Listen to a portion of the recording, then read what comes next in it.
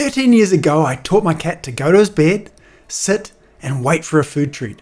He's now 16 and hasn't been asked to do this since he learned it. Recently, I was curious, would he remember this trick after a 13-year gap? Can you teach an old cat old tricks? We're about to find out. Welcome back to Cats with Matt. If you're new here, I'm Matt, a clinical cat behaviourist. Along with my behaviour work, I've trained cats and other species for roles in film and TV. In 2011, I was invited to deliver a seminar on how to train cats, and so I filmed the training of an on-your-bed routine for the seminar. But once trained, I never asked my cat to do the trick again. Until now. Let me introduce the star of the show. His name is Boy Cat. His actual name is Hemi, but the name Boy Cat and Girl Cat for his sister embarrassingly stuck. He was born when George W. Bush was still president of the US and has had a long, happy life being quite the legend. He had a fruitful career in rural Scotland, hunting mice and rabbits, and relocated with us to New Zealand a few years ago. He now focuses his food gathering efforts on us, his faithful staff, by placing his back foot on our feet to ask for food. Let's jump back to 2011 when I trained Boy Cat to go to his bed. This was done using positive reinforcement, where Boy Cat learned in stages what was required in order to get his special bits of chicken. So here we have the first minutes of me teaching Boy Cat that going to his bed might be worthwhile. I have a little bit of chicken in my hand. He's a little bit suspicious. What are you up to, Dad? But he knows the chicken's there. And finally he's like, okay, I'll give that a shot. You hear a click. That clicker is an indication to Boy Cat that he's about to get a little bit of chicken. And it helps him to link those moments, link the behaviour that I'm trying to shape with the food. You can see here that I moved the bed off to the left, and this was so I could lure him more easily into the bed, have a bit more success. But what happened there was he was stepping up onto the edge of the bed or even over it, and so I placed those cushions there to just increase the chances of success. He did actually know a sit already from previous training, so that helped a little bit. I would lure him into the bed, ask him to sit, and it was then that he would get the click and treat.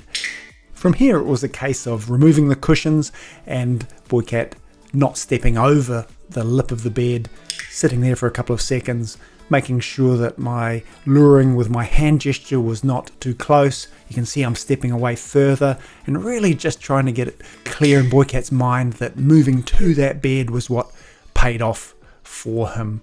So again, this is a bit of a highlight reel of some of the main points, but getting this idea through to Boy Cat of moving to the bed was the big one. Then changing the scene a little bit can be a challenge when you're training something new.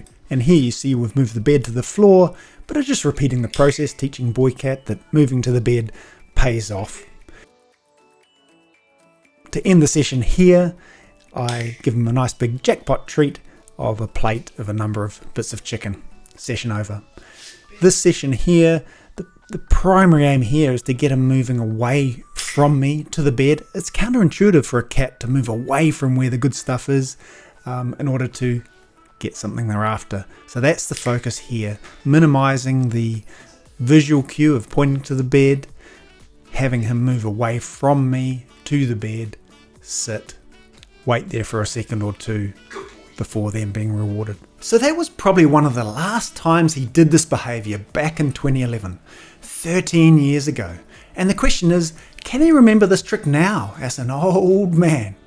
The bed I'd trained him on was long gone, so I went to the pet shop and found a bed that was as close as I could find to the old one, and away we went. I got some food so he would be motivated to listen to what I was asking him to do, because cats don't work for free, do they? I asked him to sit, which he does know, and then I pointed to the bed. I gave the same cue I did all those years ago. And it looks like he's thinking about it, but does he remember? It's not convincing, is it? Let's give it another go, my boy. Here we go. A sit and on your bed. He is wondering what is going on. Is there something there in the back of that whole brain of his that rings a bell? I'm not sure. It's hard to tell. So that's not too surprising given all the years that have passed since he was trained to go to his bed, but I want to explore this a bit more. Perhaps there are memories Boycat has which could be unlocked with the right approach.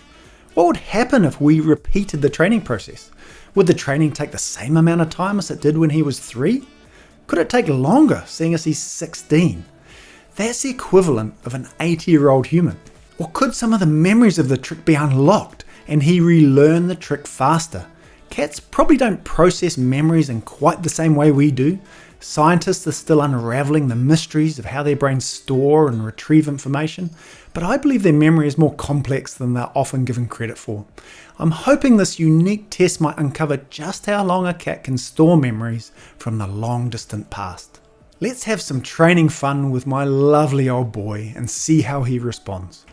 I'll share the training highlights, and then if we succeed in reminding him of the trick, we'll compare the overall training times between 2011 and 2024. Right, here we go. So, I'm luring him into the bed with a special treat. He's not sure, feels a bit funny. What are you up to, Dad? What am I doing? Do I touch this? There's food there. I want to get it, but this is a bit weird. So then he gets in there, and as soon as he gets that back foot in, then he gets the food reward. So we're starting just to try to get this idea. Look at that. Back feed in. That's the trick. Oh, don't come too far forward. Just want him to be maybe back off that front a touch, and then I'll reward him. There we go. Fantastic. Lure him in. He's feeling I'm a bit more interested in this now. I'm trying to get him to sit by holding the treat up high. And then ideally when he's making biscuits there on the front, he's pretty excited about the food. Let's get the clicker out for a bit more accuracy so we can communicate exactly the moments that Boycat has earned his food treat. Luring him in, there, a click just as his back foot went in, so he starts to latch onto that idea.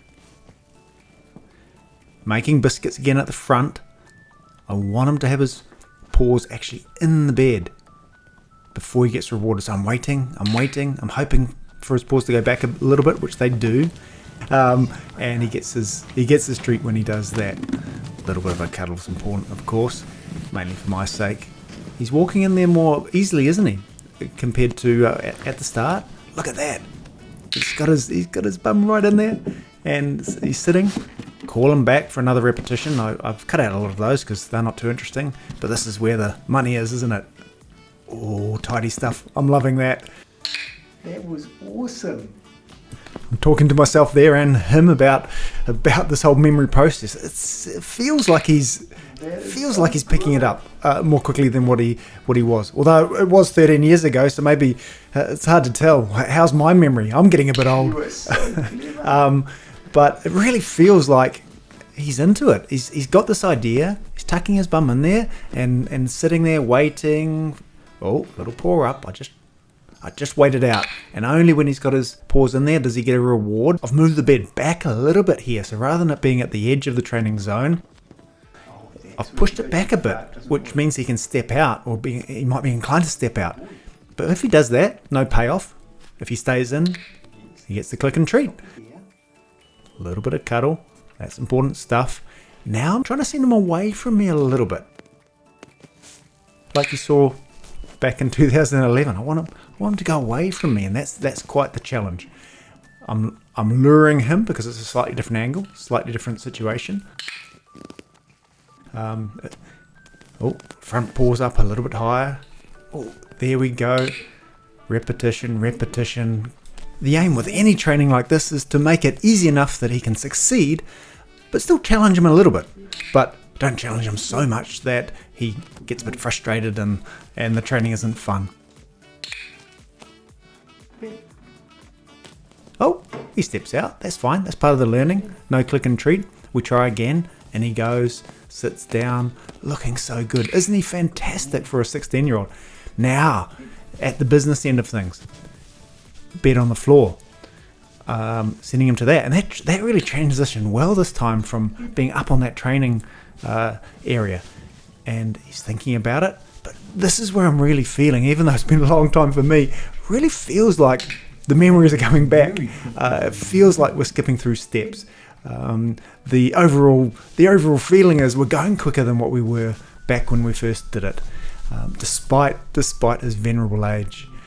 Here we go. Now I'm moving further away. I think I might even be sending him further away than what I did back at the start. Look at him go. And look how far away I am now. He almost trots to his bed. Isn't he a star? Love this boy. Really feels like once we started this training, we made really good progress pretty quickly. Okay, so it seemed to me like he remembered the routine and the training process felt much quicker. But what do the hard numbers say? How long did he take to learn the trick as a youngster, and how does that compare to the training we've just done? First up, in 2011, the total training time was bang on 100 minutes. And now, in 2024, I feel like we need a drum roll. It only took 43 minutes. What a good boy you are. I think it's fair to say that some old memories of the routine had been stored for all those years. And as we started the training process, these memories, consciously or unconsciously, helped him make far quicker progress through the training than he did when he was in the prime of life. Don't tell him, but at 16 years old, he's officially a super senior or geriatric cat. So it's lovely to see his brain in action and performing well. I hope you've enjoyed Boy Cat's training as much as I have. And if you'd like to learn more about how to train your cat, check out the link in the description for more information about how to take the bond with your cat to the next level and introduce some fun training to your relationship. If you've enjoyed this video, hit like, it really helps, and subscribe for more cat behavior and training videos. Thank you so much for watching. I'll see you on the next one.